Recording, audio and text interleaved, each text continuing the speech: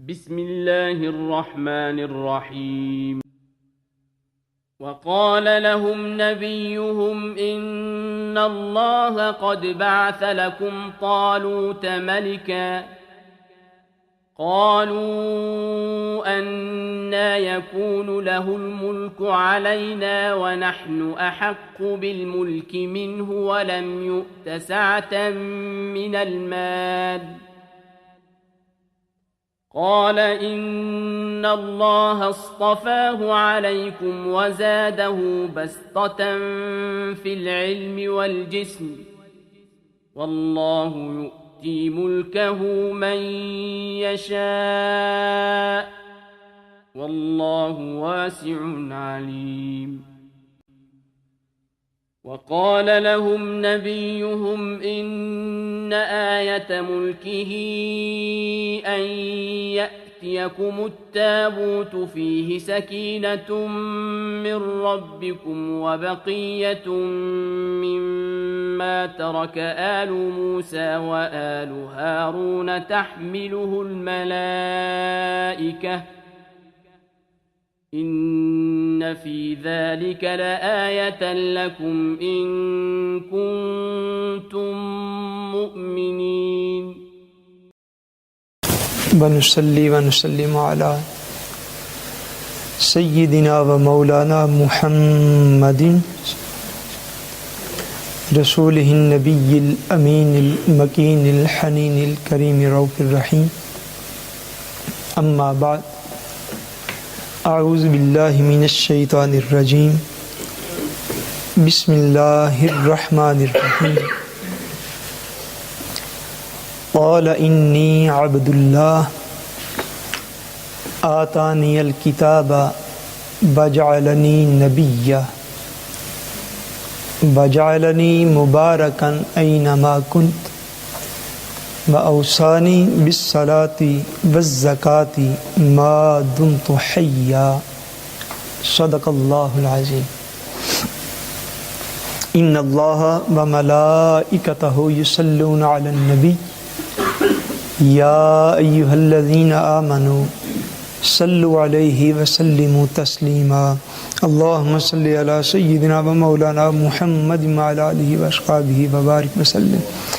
اللہم صلی علی سیدنا و مولانا محمد وعلی آلہ واصحابہ وبارک وسلم.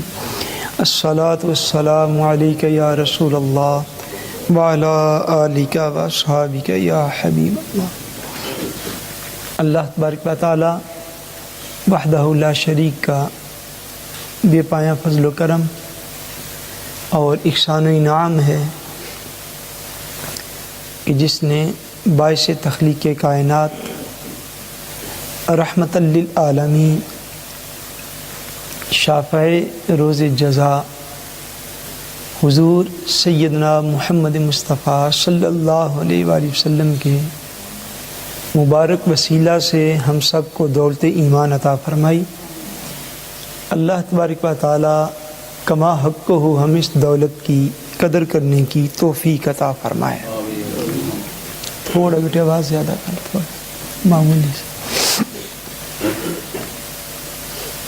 ماہانہ درس قرآن مجید کے سلسلہ میں آج کی یہ مبارک نشست اپنی تمام تر برکتوں اور عظمتوں اور روحانی فیض کے ساتھ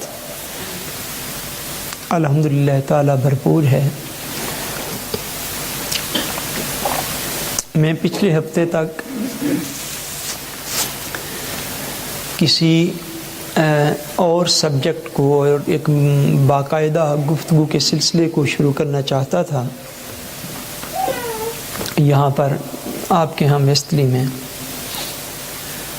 مگر اس دوران میڈیا کے ذریعہ سے ایک بڑی اندوہناک اور افسوسناک خبر جو ہے وہ پہنچی. خبر کچھ اس طرح تھی، ایران کے ایک ٹیلی ویژن نے، پریس ٹی وی جس کا نام ہے، اس نے یہ خبر دی سب سے پہلے میرے خیال میں کہ موجودہ حکومت جو ہے سعودی عرب کی، اس حکومت نے اس بات کا فیصلہ کیا ہے کہ معاذ اللہ حضور صلی اللہ علیہ وآلہ وسلم کے مولد شریف جو ہے اس کو شہید کر دیا جائے، اس کو گرا دیا جائے اور حرم شریف کی توسیع کے نام پر اس کو بھی اس دائرے میں لے آیا جائے اور اس کو شہید کر دیا جائے۔ یہ خبر جو ہے یہ انٹرنیشنل میڈیا پہ چلی، تو خبر چلنے کے بعد 2 یا 3 دن میں میں نہیں سمجھتا کہ عالم اسلام میں یا بالخصوص یا عام طور پر پاکستانی حلقے میں خاص طور پر جو مبلغین کرام کا شعبہ ہے وہ شاید اس خبر سے کوئی بہت زیادہ اٹیچ نہ ہوا ہو۔ اس کا اندازہ آپ یوں بھی کر سکتے ہیں کہ یہ جمعۃ المبارک آپ نے جہاں جہاں پڑھا ہے گزشتہ جمعہ شاید ہی کسی مسجد میں اس کا ذکر بھی ہوا ہو، تو اس حوالے سے یہ ایک بڑی افسوسناک خبر تھی۔ بہرحال جہاں تک خبر پہنچی یا سعودیہ نے پھر اپنی جو مقامی طور پر لوگ ہوتے ہیں یا مقامی افراد اطلاع پہنچانے والے ہوتے ہیں ان کے ذریعے جو اطلاعیں انہیں پہنچیں وہ اس طرح کی تھیں کہ اس کے بعد پھر خبر آئی کہ وقتی طور پر سعودی گورنمنٹ نے اس منصوبے کو روک دیا ہے۔ سو اس حوالے سے بھی یہ ایک جو ہے وہ اچھی خبر تھی، مگر میں یہ مناسب خیال کرتا ہوں کہ آج کی گفتگو میں جو مسلمانوں کے لیے بالخصوص انبیاء کرام کی مبارک ذوات کے حوالے سے جو تبرکات ہیں، مقدس مقامات ہیں، آثار انبیاء ہیں، ان کے حوالے سے قرآن و سنت کی روشنی میں گفتگو جو ہے وہ کی جائے تاکہ ہمارے لوگ جو ہیں اہل اسلام ان کے اندر وہ ایک اویئرنیس اور اس کے متعلق جو قرآن و حدیث کا منشا ہے، مرضی ہے، وہ معلوم ہو سکے۔ سو اس حوالے سے اس موضوع کو آج کی گفتگو میں تھوڑا سا بیان کروں گا کہ انبیاء کرام کی نسبت کے ساتھ جو چیزیں ریلیٹڈ ہوتی ہیں، جو وابستہ ہوتی ہیں، جن کو انبیاء کی نسبت حاصل ہوتی ہے، ان جگہوں کو خاص طور پر قرآن و سنت کی روشنی میں ان کا مقام کیا ہے اور ان کا مرتبہ کیا ہے، تاکہ ہم اس بات کو سمجھ سکیں شعوری طور پر کہ یہ اقدام کوئی معمولی قدم نہیں ہے جو پہلے بھی انہوں نے بارہا اٹھائے ہیں۔ سو اس لحاظ سے میں نے بنیادی طور پر سورہ مریم سے 1-2 آیات جو ان کی تلاوت کی ہے، انہیں کی برکت سے آگے ہم اپنے موضوع کو بیان کریں گے۔ جو مستورات مائیں بہنیں بیٹیاں اور آپ لوگ تشریف فرما ہیں وہ پوری توجہ کے ساتھ بات کو سنیں اور سمجھنے کی کوشش کریں۔ اللہ تبارک و تعالی وحدہ لا شریک نے سورہ مریم میں اس مقام پر جہاں پہ حضرت سیدنا عیسیٰ علیہ السلام کا ذکر ہے، کس نبی کا بولی ہے؟ سیدنا عیسیٰ علیہ السلام کا، جن کو نارویجن میں ہم یسوس کہتے ہیں، ان کا ذکر ہے۔ یہ آیت نمبر بلکہ یہ سارے 2 رکوع ہیں، یہ کم و بیش آپ کا ذکر پاک ہے۔ جب حضرت سیدہ مریم علیہ السلام آپ حضرت سیدنا عیسیٰ علیہ السلام کو لے کے آئیں اپنے خاندان کی طرف، اپنے لوگوں کی طرف، تو صاحب ظاہر آپ نے سن رکھا ہے اور سارے عالم اسلام کا میں سمجھتا ہوں بچہ بچہ اس بات کو جانتا ہے کہ حضرت سیدنا عیسیٰ علیہ السلام کو اللہ تبارک و تعالیٰ نے معجزتاً بغیر باپ کے پیدا فرمایا تھا۔ آپ کی صرف والدہ مطہرہ تھیں مگر آپ کا باپ نہ تھا، اور سیدہ مریم جو ہیں وہ اپنے بچپن سے لے کر ایک انتہائی عبادت گزار، اللہ تبارک و تعالیٰ کی نیک صالح بندی اور بلیہ تھی۔ اور اس بات کو بھی فلسطین کے بیت المقدس کے کم و بیش سارے لوگ جانتے تھے کہ آپ کی والدہ مطہرہ نے جب آپ پیدا ہوئی تو یہ منت مانی تھی کہ جو بھی میری اولاد ہوگی اے اللہ میں اس کو تیرے گھر کی خدمت کے لیے وقف کر دوں گی۔ سو بچپن سے چونکہ آپ پرورش میں تھیں، کفالت میں تھیں حضرت سیدنا زکریا علیہ السلام کے، جو کہ اللہ تبارک و تعالیٰ کے نبی تھے، ان کی کفالت میں تھیں۔ سو آپ کی عبادت گزاری جو ہے، آپ کی اطاعت گزاری جو ہے، آپ کی اللہ تبارک و تعالیٰ کے گھر کی خدمت اور مسلسل بچپن سے وہاں پہ رہنا، یہ سارا بیت المقدس اور ارد گرد کے سارے لوگ جانتے تھے۔ ہر ایک کو پتا تھا کہ آپ نے نکاح نہیں فرمایا اور شادی نہیں ہوئی۔ اس کنڈیشن میں جب آپ ایک بچے کو لے کر آئے، نو مولود کو، چھوٹے بچے کو، تو صاف ظاہر ہے عقل انسانی کا ایک جو تقاضا ہوتا ہے اس کے مطابق لوگوں کے سوالات بنتے تھے۔ قرآن مجید فرقان حمید میں اللہ تبارک و تعالیٰ وحدہ لا شریک نے وہ سارا واقعہ جو ہے میلاد سیدنا عیسیٰ علیہ السلام کو اس کو اس مقام پر بیان فرمایا ہے۔ فرمایا کہ وہ قوم بولی یا اخت ہارون ما کان ابوک امرأ سوء وما کانت امک بغیہ۔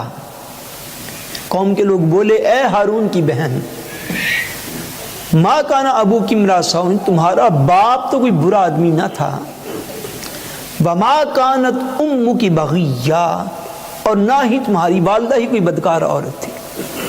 ان لوگوں نے تانے دیے، اللہ کریم نے بیان فرمایا کہ تم جو یہ بیٹا لے کر آئی ہو تو نہ تو تمہارا باپ ہی کوئی ایسا تھا، نہ تمہاری والدہ ایسی تھی، نہ تمہارا خاندان ایسا ہے، نہ فیملی ایسی ہے، نہ برادری ایسی ہے، تو تم یہ بیٹا کہاں سے لے آئی ہو؟ قرآن مجید نے جو اللہ کریم فرماتے ہم نے حکم دے رکھا تھا اس کے مطابق سیدہ مریم نے کیا کیا، زبان سے کوئی کلام نہیں فرمایا، اس اعتراض کا کوئی زبانی جواب نہیں دیا، اس کے لیے آپ نے اپنی طرف سے کوئی دلیل نہیں دی، بلکہ کیا کیا، فرمایا اللہ کریم نے فَأَشَارَتْ إِلَيْهِ، پس سیدہ مریم نے حضرت عیسیٰ کی طرف اشارہ کر دیا، حضرت عیسیٰ کی طرف اشارہ کیا۔ مراد یہ تھی بھائی مجھ سے کیا پوچھتے ہو، اس آنے والے سے ہی پوچھ لو، یہ کہاں سے آیا ہے، اس سے پوچھو یہ کون ہے۔ جب اشارہ کیا قالوا کیف نکلم من کان فی المہد صبیا، وہ کہتے کیا ہیں آگے، وہ کہتے ہیں اے سیدہ مریم، کمال حیرت کی بات ہے، قالوا کیف نکلم من کان فی المہد صبیا، یہ بچہ کیسے بولے گا جو کہ ابھی تمہاری گود میں ہے۔ انہوں نے کہا ایک تو یہ حیرت کہ آپ ایک بچے کو اٹھا لے آئی ہو، کہتی ہو میرا بیٹا ہے، اب جب ہم پوچھتے ہیں تو سوال کا جواب بھی کوئی نہیں، بات کا جواب بھی کوئی نہیں، اور جواب یہ ہے فَأَشَارَتْ إِلَيْهِ کہ اس کی طرف اشارہ کر دیا ہے آپ نے کہ یہ بتائے گا۔ ہم کہتے ہیں قَالُوا كَيْفَ نُكَلِّمُ مَنْ كَانَ فِي الْمَهْدِ صَبِيًّا، کیا کبھی ایسا بھی ہوا ہے کہ ماں کی گود میں ایک آدھ دن کا بچہ یا چند گھنٹوں کا بچہ وہ بولے اور وہ بات کرے اور وہ اس کا جواب دے؟ دیکھیے نا، ایک آدھ دن کا بچہ ہو، پہلی تو یہ ہے کہ وہ بات کا جواب تو دے جب بات کو سمجھ رہا ہو، سمجھے گا تو جواب دے گا۔ پہلی بات تو یہ ان کے لیے حیرت کا باعث بھائی ایک آدھ دن کا بچہ سمجھے گا کیا، پھر سمجھے، پھر وہ فصیح زبان میں بالکل کلیئر زبان میں اس کا جواب بھی دے تاکہ جس کو باقی بھی سارے لوگ سمجھیں۔ بچہ تو ایک آدھ 2 سال تک تو خالی چند ایک الفاظ مار کے سیکھتا ہے، مشکل کے ساتھ سیکھتا ہے، تو یہ باتیں ان کے لیے تو حیرت کا باعث تھی، تعجب کا باعث تھی، حیرانی کا باعث تھی۔ مگر جیسے اللہ کا حکم تھا حضرت سیدہ مریم نے آپ کی طرف اشارہ کیا،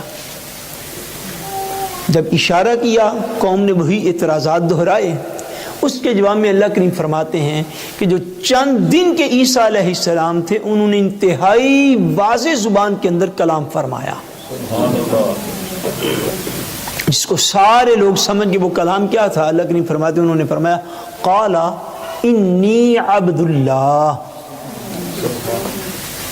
فرمایا میری ماں پہ اعتراض کرنے والوں، انی عبد اللہ، میں اللہ کا بندہ ہوں، آتانی الکتاب،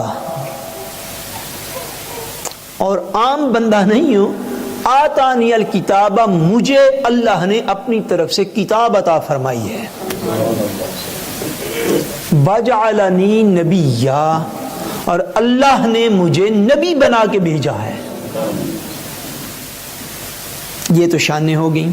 آگے ایک اور شان بیان فرمائی جو ہمارے موضوع سے متعلق ہے، فرمایا وجعلنی مبارکا اینما کنتم۔ فرمایا تیسری چوتھی میری شان یہ ہے، پہلی شان یہ کہ میں اللہ کا خاص بندہ ہوں، عام بچہ نہیں ہوں۔ قال انی عبد اللہ، میں اللہ کا خاص بندہ ہوں۔ دوسری شان میری یہ ہے آتانی الکتاب، اللہ نے مجھے کتاب عطا فرمائی ہے۔ تیسری شان یہ ہے وجعلنی نبیا، میں اللہ کا نبی بن کے آیا ہوں۔ اور چوتھی شان یہ ہے وجعلنی مبارکا اینما کنت، میں جہاں بھی رہوں، بچپن سے لے کر اپنے آسمان پہ اٹھائے جانے تک، یا آسمان کی بلندیوں پر، یا اس کے بعد زمین میں اترنے پر، یا اس کے بعد زمین پہ آ کے وصال کرنے پر، وجعلنی مبارکا، میں جہاں کہیں رہوں میں برکت والا بنا کے بھیجا گیا۔ میں کیا بنا کے بھیجا گیا ہوں؟ برکت والا بنا کے بھیجا گیا۔ یہ جواب عطا فرماتے ہیں سیدنا عیسیٰ علیہ السلام۔ سو اس سے دو تین چار باتیں جو ہیں وہ ظاہر ہوئیں، وہ یہ ہے کہ اللہ تبارک و تعالیٰ کا نبی جو ہے وہ جہاں ہو، جس حال میں ہو، وہ برکت والا ہوتا ہے۔ وہ کیا ہوتا ہے؟ بولیے، وہ برکت والا ہوتا ہے۔ فرمایا وجعلنی مبارکن، پھر آگے کیا فرمایا؟ اینما کنتم، فرمایا میں جہاں رہوں، جہاں ہوں، جس زندگی کے جس حصے میں ہوں۔ میں آج اپنی والدہ کی گود میں ہوں، یہاں سے لے کر اپنے بچپن تک، پھر لڑکپن تک، پھر جوانی تک، پھر تبلیغ تک، میں بیت المقدس میں رہوں، فلسطین میں رہوں، آسمانوں پہ اٹھا لیا جاؤں، جہاں بھی میں رہوں، یعنی نبی جس حال میں ہوتا ہے، میں کیا عرض کر رہا ہوں، نبی جس حال میں ہوتا ہے، وہ اپنی والدہ کی گود میں ہو تب، وہ حلیمہ سعدیہ کی اونٹنی پہ ہو تب، وہ شہر مکہ میں ہو تب، وہ غار ثور میں ہو تب، وہ ہیرا کی بلندی پہ چلا جائے تب، یا سیدہ خدیجہ کے گھر میں آ جائے تب۔ نبی جس حال میں ہوتا ہے، جہاں ہوتا ہے، عمر مبارک کے جس حصے میں ہوتا ہے، نبی برکت والا ہوتا ہے۔ بولیے نبی کیا ہوتا ہے؟ برکتوں والا ہوتا ہے۔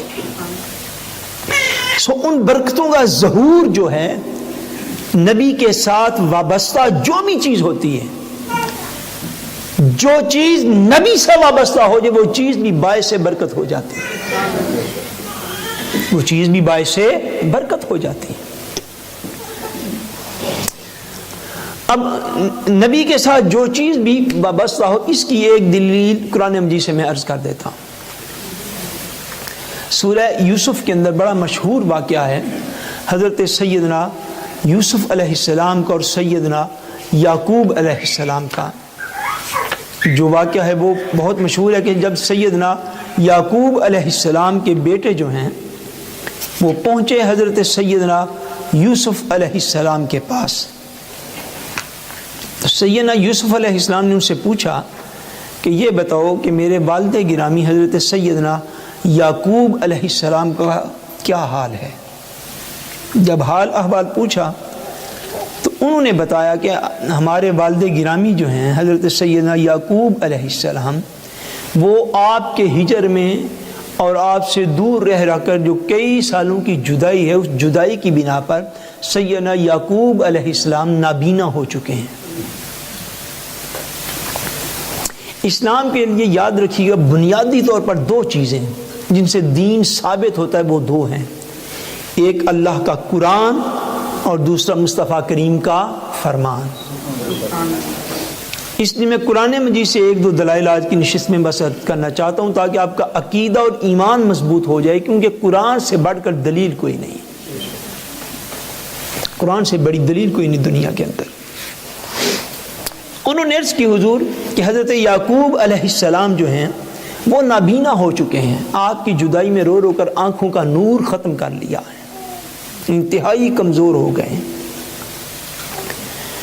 اب اس کا علاج جو سیدنا یوسف علیہ السلام نے بتایا، یہ سورہ یوسف کی آیت 93 ہے، وہاں پہ فرمایا اذهبوا بقمیصی ھذا فَأَلْقُوهُ عَلَى وَجْهِ أَبِي يَأْتِ بَصِيرًا. فرمایا اے میرے بھائیو اس طرح کرو کہ یہ میرا قمیض ہے، یہ میری شرٹ ہے، یہ میرا جبہ ہے، یہ میرے پہناوا ہے جو میں پہنتا ہوں. فرمایا یہ میری قمیض لے جاؤ اور یہ قمیض لے جا کے کیا کرو، فَأَلْقُوهُ عَلَى وَجْهِ أَبِي يَأْتِ بَصِيرًا، میری قمیض لے جا کے میرے والد گرامی کے چہرے پہ ڈال دو، اللہ تعالیٰ ان کی آنکھوں کی روشنی واپس کر دے گا. کیوں؟ کہ نبی کے ساتھ ریلیٹڈ جو بھی چیز ہوتی ہے وہ باعث برکت ہو جاتی ہے، وہ باعث برکت ہوتی ہے. بے شک سیدنا یوسف علیہ السلام نے وہ ایک دفعہ ہی قمیض کیوں نہ پہنا ہو یا 100 دفعہ پہنا ہو. فرمایا یہ میرا قمیض لے جاؤ اور اس قمیض کو لے جا کر حضرت یعقوب کے چہرے پہ ڈال دو، اللہ تبارک و تعالیٰ آنکھوں کی روشنی واپس کر دے گا.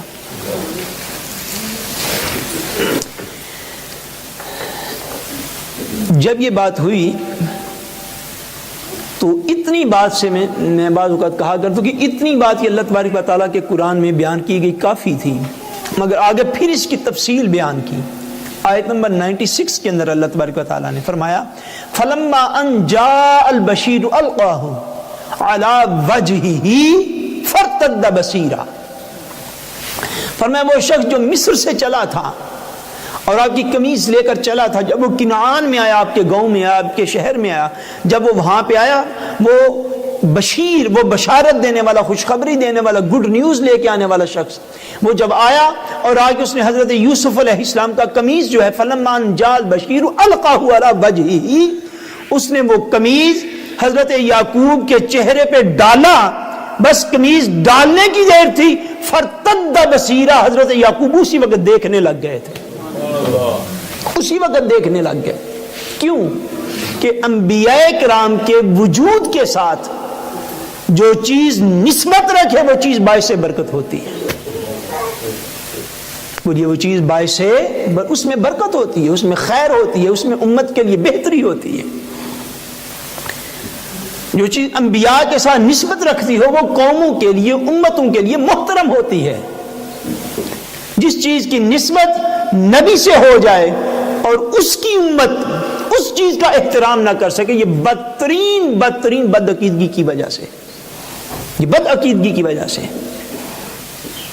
کہ ایک نبی کے ساتھ ریلیٹڈ چیز ہو اور آپ اس نبی کا کلمہ بھی پڑھتے ہوں، اس کو رسول اور نبی بھی مانتے ہوں، اور رسول اور نبی ماننے کے باوجود اس چیز کا احترام نہ کیا جائے جس کی نسبت اللہ کے رسول کے ساتھ ہو، جس کی نسبت اللہ کے نبی کے ساتھ ہو، جس کی نسبت اللہ تبارک و تعالیٰ کے اس برگزیدہ اور صالح نبی کے ساتھ ہو، اور کلمہ بھی زبان سے پڑھا جائے، سارا کچھ کیا جائے، مگر جب اس چیز کی باری آ جائے تو اس کے ادب سے بندہ دور ہو جائے. یہ ادب سے دور ہونا یہ محض محرومی قسمت کی وجہ سے ہے. انبیاء کرام کی نسبت کے ساتھ جو چیزیں ہوتی ہیں، آپ اس کا اندازہ یوں بھی فرما دیں کہ شہر مکہ کو نسبت ہے حضور کے ساتھ. کس چیز کے ساتھ نسبت ہے بولیے؟ حضور کے ساتھ نسبت ہے. شہر مکہ کو جو حضور کے ساتھ نسبت ہوئی تو اللہ تبارک و تعالیٰ نے فرما دیا لا اقسم بہذا البلد وانت حل بہذا البلد ووالد وما ولد. فرمایا اے حبیب ہمیں قسم ہے اس شہر مکہ کی، اس لیے قسم ہے، اس لیے نہیں کہ یہاں پہ بڑے تبرکات ہیں، بڑی برکت والی چیزیں ہیں، ایک سے ایک بڑھ کر برکت ہے. یہاں پہ مینا، مزدلفہ، عرفات سارا کچھ موجود ہے، حجر اسود ہے، مقام ابراہیم ہے، سارا کچھ ہے، مگر جب نسبت مصطفیٰ اس شہر کو حاصل ہوئی یہاں پہ سارے برکت والی چیزیں تھیں اور ہیں، اور ایک سے بڑھ کر برکت والی چیزیں ہیں، مگر نسبت مصطفیٰ کا اللہ کریم کو اتنا حیا ہے، اتنا حیا ہے. یاد رکھیے جب سے یہ روئے زمین بنی ہے تب سے عرفات کا میدان مکہ کے اندر ہے یا نہیں؟ جب سے یہ روئے زمین بنی ہے تب سے مینا کا میدان مکہ شہر کے اندر ہے. جب سے یہ روئے زمین بنی ہے تب سے عرفات اور مزدلفہ، جبل رحمت، جبل نور، جبل ثور، سارا کچھ شہر مکہ کے اندر ہے. جب سے یہ روئے زمین بنی ہے اس سے ہزاروں سال بعد سے لے کر مقام ابراہیم اسی شہر کے اندر ہے، حجر اسود اسی شہر کے اندر ہے، کعبۃ اللہ جب سے انسان اس زمین پر ہے تب سے اسی شہر کے اندر ہے۔ وہ ساری چیزیں نور والی ہیں، برکت والی ہیں، مقام والی ہیں، عظمت والی ہیں، عزت والی ہیں، احترام والی ہیں، مگر ساری چیزوں کے احترام کے باوجود اللہ تبارک و تعالیٰ نے کسی ایک بھی چیز کی وجہ سے شہر مکہ کی قسم نہیں کھائی۔ قسم کا ریزن، قسم کی گرن، قسم کی وجہ یہ نہیں بیان فرمائی کہ ہمیں فلاں چیز کی وجہ سے قسم ہے شہر کی، فرمایا لا اقسم بہذا البلد وانت حل بہذا البلد، اے حبیب ہمیں قسم ہے شہر مکہ کی صرف اس لیے کہ آپ اس شہر کے اندر رہتے ہیں، اس لیے ہمیں شہر کی قسم ہے۔ سو جب کسی چیز کو شہر کو نسبت ہو گئی حضور سے تو اللہ تعالیٰ نے اس کی قسمیں اٹھائیں، اللہ تبارک و تعالیٰ نے اس کی قسمیں اٹھائیں کیونکہ شہر کو حضور کے ساتھ نسبت ہو گئی۔ پھر اس کتاب کو اللہ کا کلام ہے، حضور صلی اللہ علیہ وسلم پر اترا، اللہ تبارک و تعالیٰ نے قرآن مجید کو کئی مقامات پر برکت والا فرمایا ہے۔ اللہ غنی، انبیاء کرام صالحین علی سبیل التنزل اسے کہتے ہیں، درجہ بدرجہ اللہ تبارک و تعالیٰ کے نبی اور اس کے بعد صالحین متقین اولیاء جو ہیں ان سے نسبت والی چیزیں جو ہیں وہ اپنے اندر خیر اور برکت رکھتی ہیں۔ قرآن مجید نے ایک واقعہ کا بیان اور بھی فرمایا ہے جس کا میں ریفرنس جو ہے وہ دینا چاہتا ہوں۔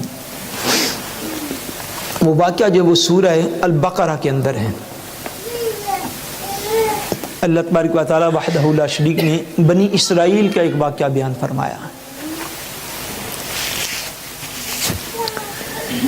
واقعہ کچھ یوں ہے کہ اللہ تبارک و تعالیٰ وحدہ لا شریک نے بنی اسرائیل کے ایک گروہ کے لیے جناب طالوت کو بادشاہ مقرر فرمایا۔ لمبا واقعہ میں کھٹ کر کے اور مختصر کر کے آپ کو عرض کرتا ہوں تاکہ آپ بات کو سمجھ جائیں۔ ایک قوم کے اندر یہ فیصلہ فرمایا، اللہ تبارک و تعالیٰ نے فرمایا کہ وقال لهم نبیہم ان اللہ قد بعث لکم طالوت ملکا، فرمایا کہ اللہ تبارک و تعالیٰ نے کہ نبی نے ان سے فرمایا، بنی اسرائیل کے اس گروہ سے فرمایا کہ اللہ تبارک و تعالیٰ نے تمہارے لیے طالوت کو بادشاہ مقرر کر دیا ہے، اس کو تمہارا کنگ بنا دیا ہے، کھنگے بنا دیا ہے۔ قالوا انا یکون له الملک علینا ونحن احق بالملک منہ ولم یؤت سعۃ من المال۔ اب یہ ان کی جو سوچ تھی، ان کا جو فکر تھا، ان کے سوچ کا جو انداز تھا، اگر آپ یہ سنیں قرآن مجید سے تو شاید اس ہزاروں سال پہلے میں جو سوچ کا انداز تھا اس انداز میں اور آج کے کچھ لوگوں کی سوچ کے انداز میں شاید ہمیں تھوڑا بہت فرق بھی محسوس نہ ہو۔ یہ سوچئے اور مجھے اور آپ کو، ہم سب کو اصلاح لینے کی ضرورت ہے۔ اللہ تعالیٰ کا نبی ہے، وہ نبی اعلان فرماتا ہے۔ اعلان کون فرما رہا ہے؟ بولیے، سارے بولیے، اللہ کا نبی۔ اور نبی سے بڑھ کر تو کسی کی بات اہمیت نہیں رکھتی، نبی کہہ رہے ہیں وقال لهم نبیہم، قرآن مجید کے الفاظ کہ ان کے نبی نے ان سے کہا کیا؟ ان اللہ قد بعث لکم طالوت ملکا، کہ اللہ نے تمہارے لیے طالوت کو تمہارا بادشاہ بنا دیا ہے۔ اب کیا ہوا؟ قالوا، وہ لوگ آگے سے کہنے لگے انا یکون لہ الملک علینا، اس کو، اس طالوت کو، اس کو ہمارے اوپر حکمرانی کا حق کیسے ہے؟ یہ کس طرح ہمارا کھنگے بادشاہ صدر وزیر اعظم بن سکتا ہے؟ کیوں؟ وَنَحْنُ أَحَقُّ بِالْمُلْكِ مِنْهُ، ہم تو اس سے زیادہ حقدار ہیں کہ ہمیں حکمران بنا دیا جائے۔ وَلَمْ يُؤْتَ سَعْةً مِنَ الْمَالِ، کیوں؟ کہنے لگے اس لیے ہمیں بنا دیا جائے کہ یہ شخص تو بھوکا ننگا ہے، اس کے پاس تو دنیا کا مال کوئی نہیں، اس کے پاس تو دنیا کی فیکٹریاں نہیں ہیں، کاریں نہیں ہیں، کوٹھیاں نہیں ہیں، مال نہیں ہے، بینک بیلنس نہیں ہے، یہ تو غریب آدمی ہے۔ ایک غریب کو چاہے جائے وہ حقدار ہو، اس کو ہمارا حکمران کیوں بنایا جائے؟ بے شک وہ صلاحیت والا ہو، بے شک وہ قوم کو اکٹھا کر سکتا ہو، بے شک وہ اللہ کا دین نافذ کر سکتا ہو، پہنچا سکتا ہو، مگر اس کے پاس تو مال نہیں ہے دنیا کا، اس کے پاس تو جائیدادیں نہیں ہیں، کاریں نہیں ہیں، کوٹھیاں نہیں ہیں، باغات نہیں ہیں، اس کے پاس تو درہم و دینار کروڑوں ڈالرز نہیں ہیں، اس کو ہم کیوں اپنا بادشاہ مان رہے ہیں؟ بتائیے یہ سوچ صرف ہزاروں سال پہلے تھی، آج بھی موجود ہے، اور حیرت ہے کہ یہ سوچ ان کے اندر ہے جو اس کتاب کو اللہ کی کتاب مانے ہوئے ہیں، یہ ان کے اندر یہ سوچ ہے۔ اتنی دیر تک ہم ایسے رہیں گے کہ آیات کی تلاوت سنو بغیر ترجمے کے، کسی قاری صاحب کو لے آؤ اور ان کے اوپر پیسے پھینک کے تو گھروں کو چلے جاؤ، اتنی دیر تک بات یہاں تک رکی رہے گی کہ انہی آیات کی کوئی اچھے قاری صاحب نہ ہوشلحان انہی آیات کی تلاوت کریں تو قوم ان کے اوپر کراؤنز پھینک کے، ڈالر دے کے، پاؤنڈ دے کے، روپے دے کے، ان کی خدمت کر کے سبحان اللہ کے نعرے لگا کے تو شام کو گھروں کو چلے جائیں گے، اور پورے 6 مہینے یاد بھی کریں گے بھئی قاری صاحب نے تلاوت کی تھی، مزہ آ گیا تھا۔ اور انہی آیات کا ترجمہ کرو، تفسیر کرو، ان کے احکام کی وضاحت کرو تو آدھی قوم شاید ویسے ہی ناراض ہو جائے۔ یہ حالت ہے ہماری،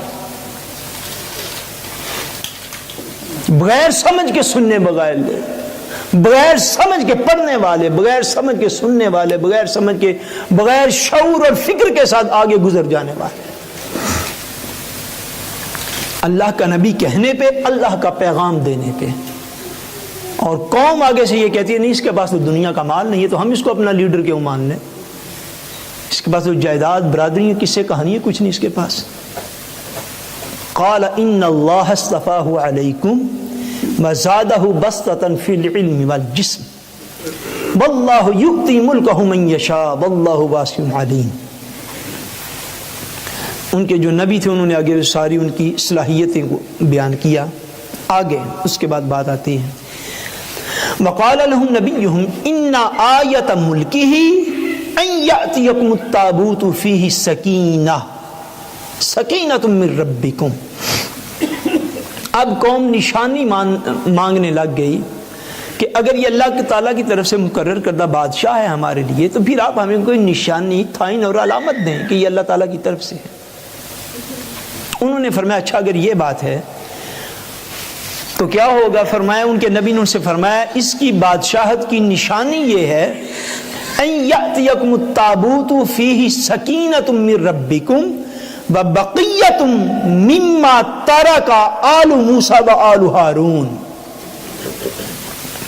فرمایا ان کی قوم کے نبی نے یہ فرمایا کہ ان کی درست بادشاہت کی نشانی یہ ہے کہ بنی اسرائیل جو قوم تھی نا، قوم موسیٰ بنی اسرائیل، ان کے پاس ایک تابوت چلا آتا تھا۔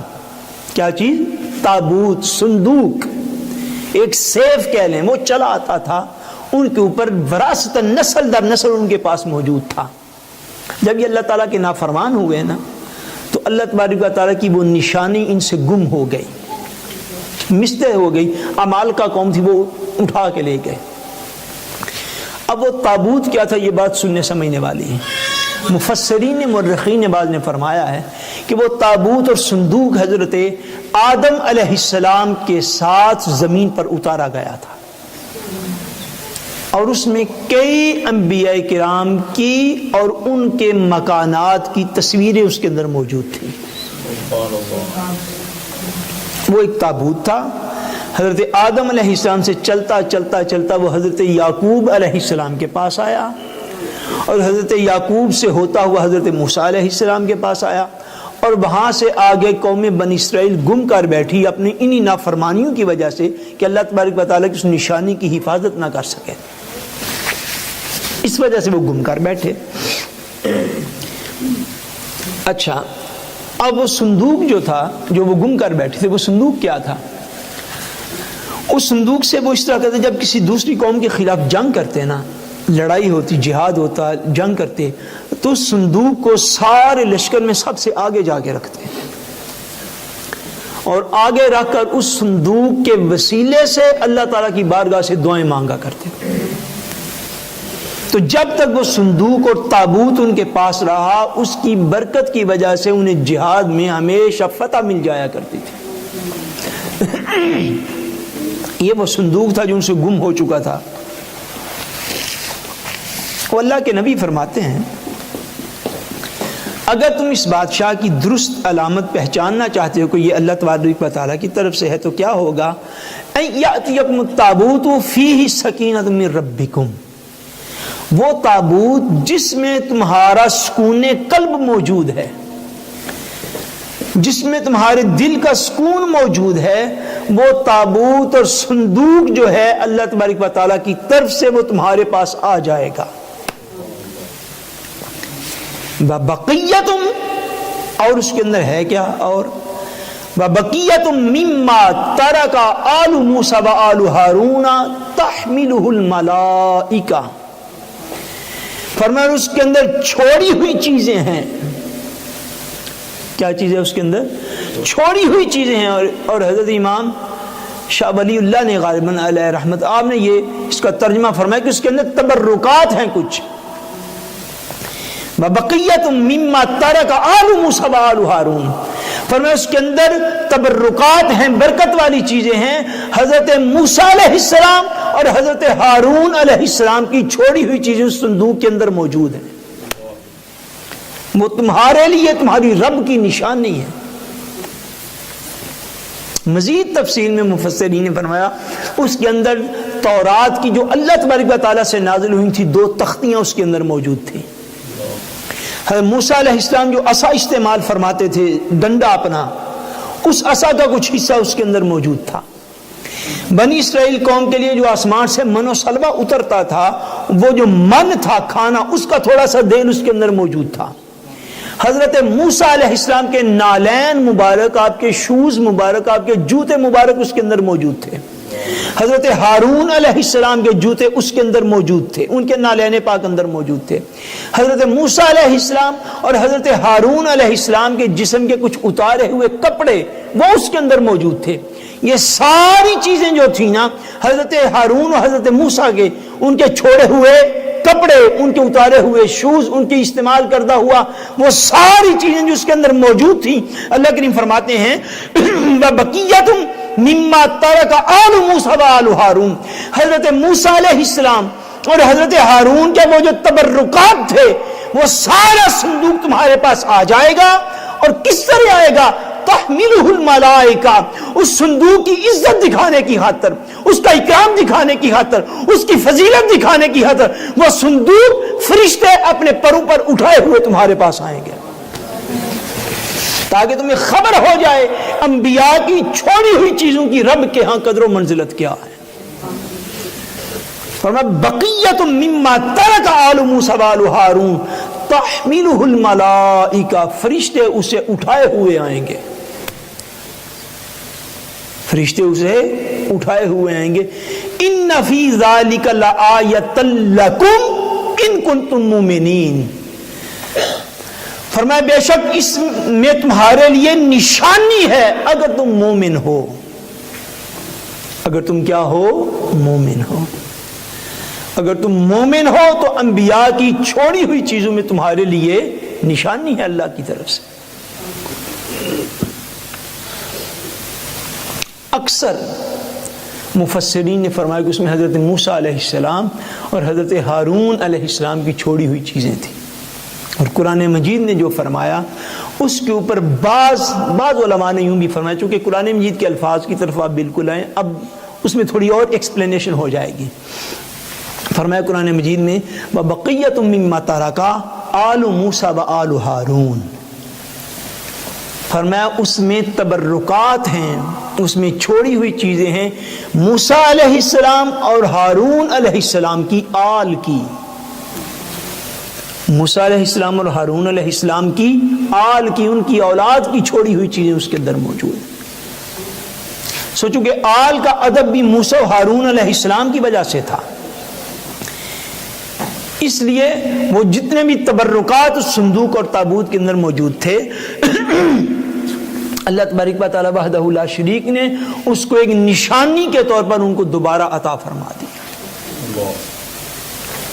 سو انبیاء کرام سے نسبت رکھنے والی جتنی بھی چیزیں ہوتی ہیں، وہ ساری چیزیں اللہ تبارک و تعالی کی نشانیاں ہوتی ہیں.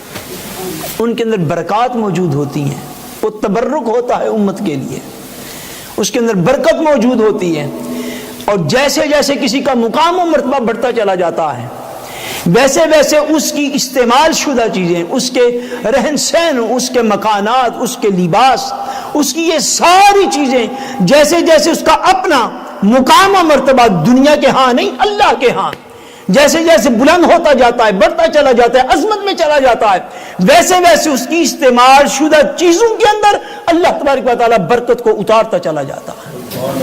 جیسے یوسف علیہ السلام کی قمیض میں حضرت یعقوب کے لیے شفا موجود تھی، جیسے بنی اسرائیل کے لیے اس صندوق کے اندر اللہ تبارک و تعالیٰ نے نشانی رکھ دی تھی اس تابوت کے اندر کہ جس میں آل موسیٰ اور آل ہارون کے چھوڑے ہوئے تبرکات تھے۔ سو اس بات میں تو کسی بندے کو کوئی شک نہیں، مسلمانوں میں سے ایک بھی بندے کو میں سمجھتا ہوں کوئی شک نہیں اس بات میں کہ ساری دنیا کے اندر اللہ نے جس چیز کو اور جس ہستی کو سب سے بڑھ کر مقام دیا وہ آقا و مولا سیدنا محمد مصطفیٰ صلی اللہ علیہ وسلم کی ذات بابرکات ہے۔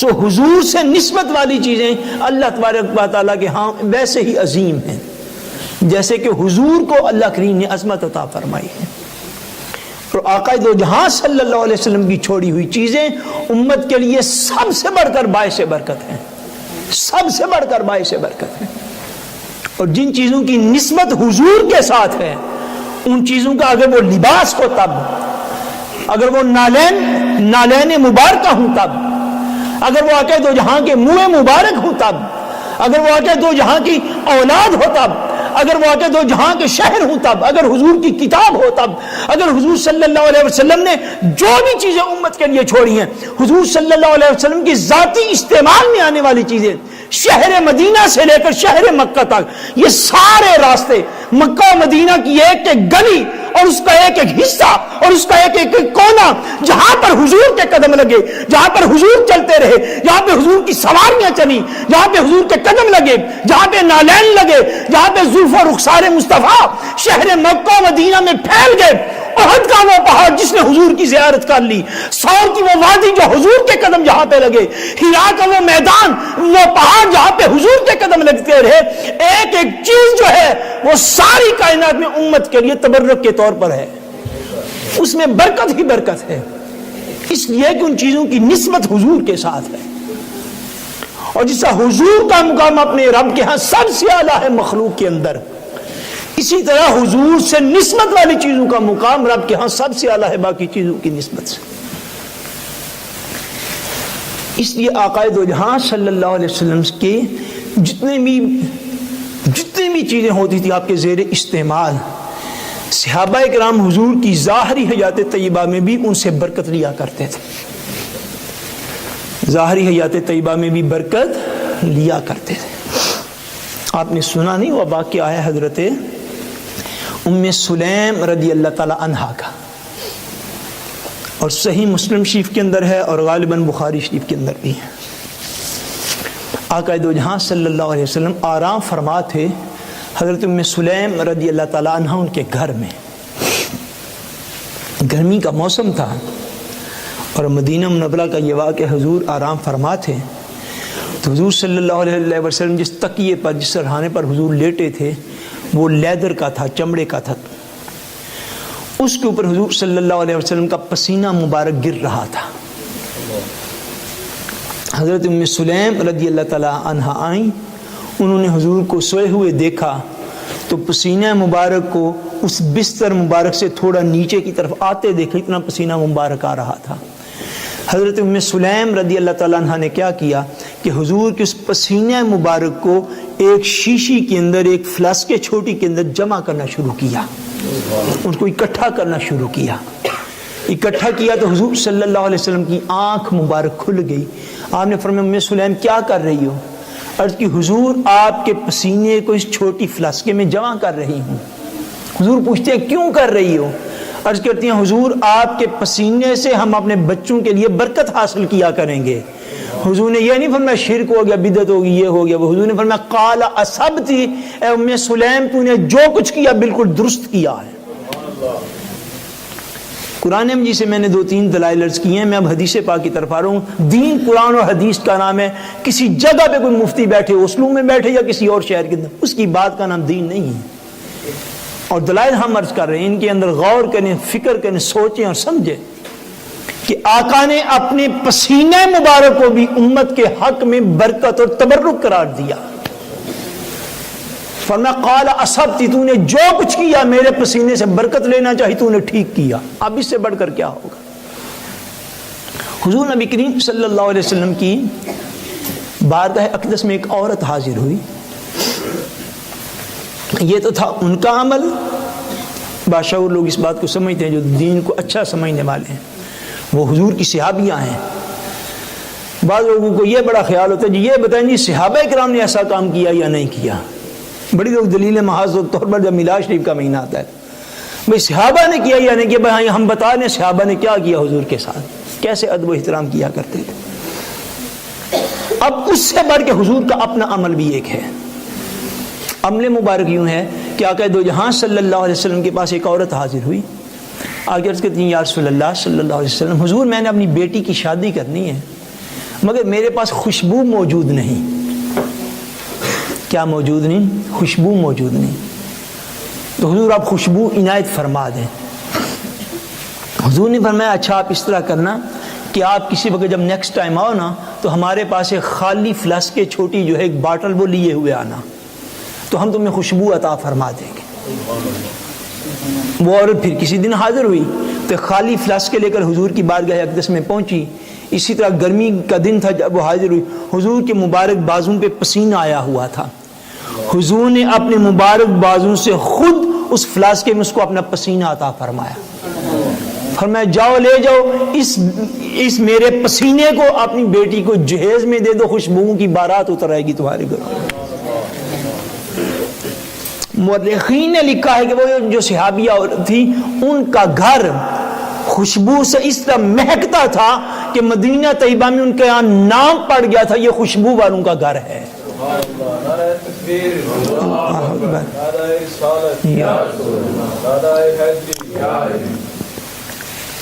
میں یہ عرض کروں حضور صلی اللہ علیہ وسلم یا کوئی بھی نبی ہو اور درجہ بدرجہ اس سے نیچے اولیاء صالحین کاملین، مگر آقا دو جہاں صلی اللہ علیہ وسلم جیسا تو مقام و مرتبہ کسی کا نہیں۔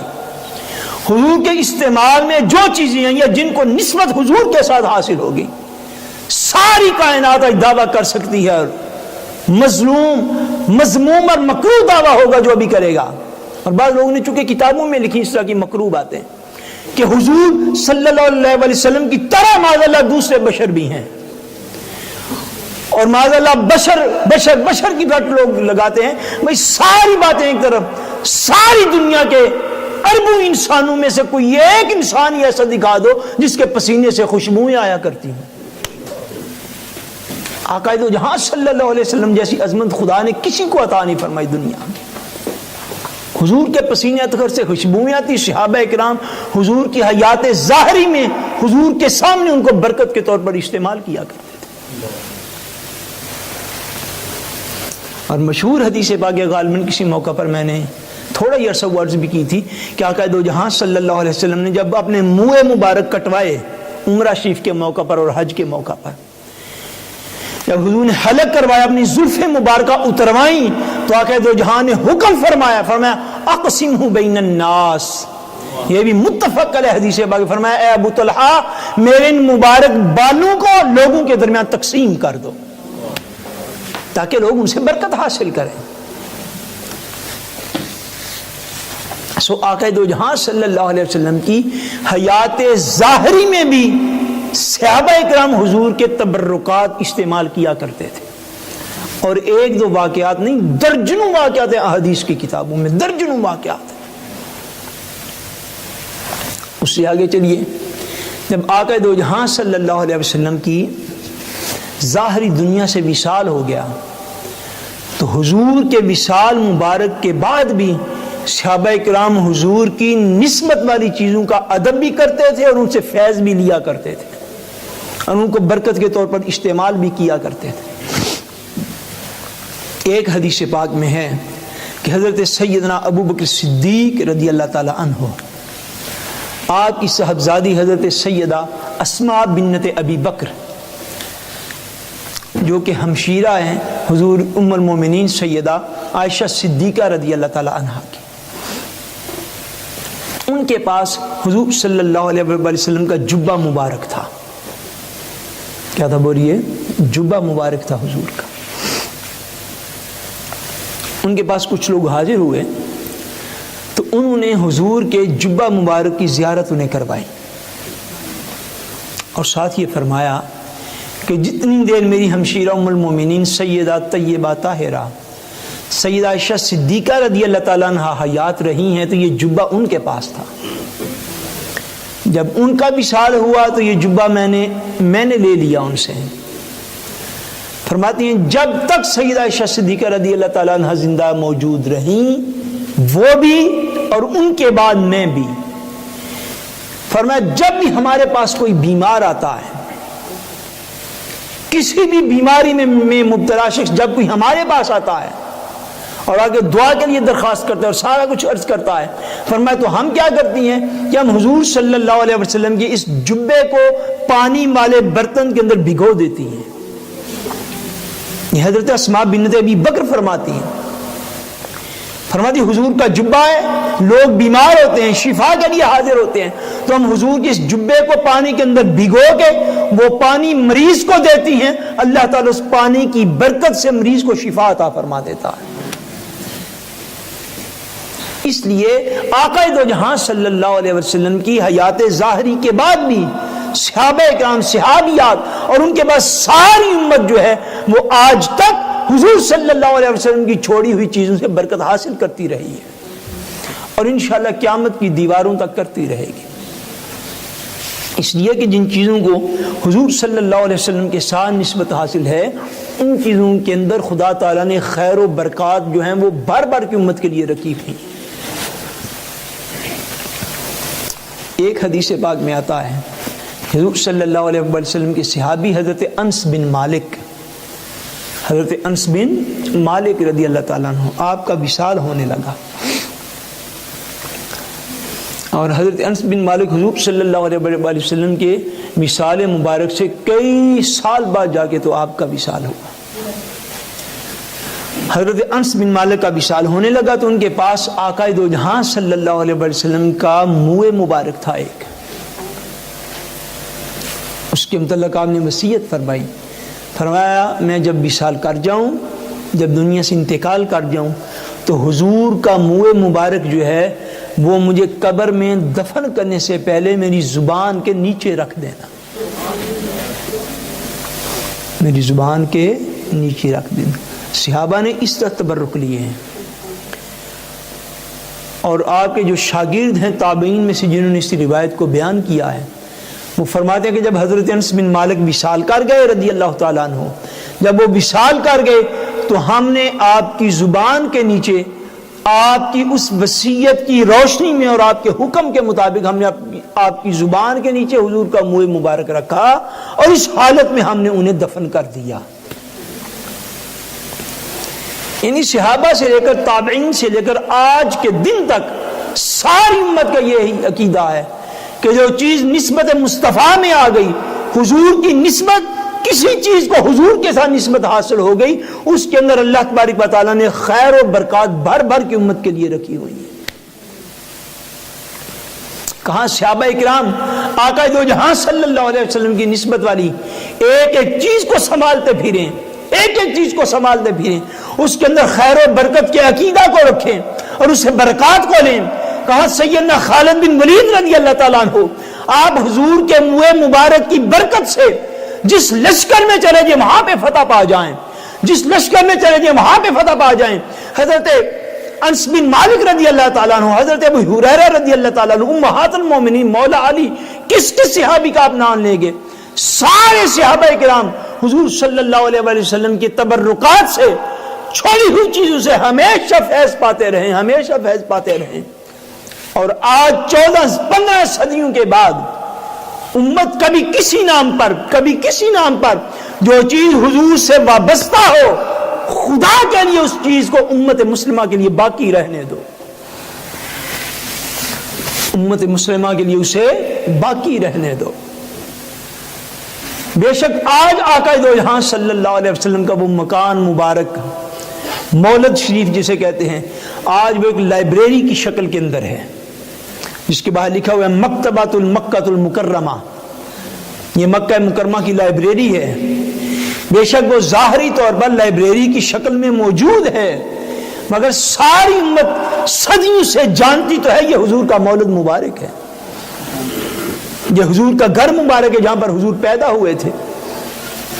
کائنات اس کو اس محبت کے ساتھ دیکھتی تو ہے، بھائی یہی وہ گھر ہے جہاں پہ حلیمہ سعدیہ حضور کو لینے کے لیے آئی تھی، بھائی یہی وہ گھر ہے جہاں پہ آقا دو جہاں پیدا ہوئے تھے، یہی وہ گھر ہے جہاں پہ سیدہ آمنہ رہتی تھی، یہی وہ گھر ہے جہاں پہ سیدنا عبد المطلب رہتے تھے، یہی وہ جگہ ہے جہاں پہ سیدنا عبداللہ رہے ہیں، حضور کے ماں باپ رہے، حضور کے دادا جان رہے، آقا دو جہاں صلی اللہ علیہ وسلم خود وہاں پر موجود رہے، اور سال ہر سال تک آقا دو جہاں کا قیام اسی مکان مبارک کے اندر رہا ہے اور اسی جگہ پہ رہا ہے۔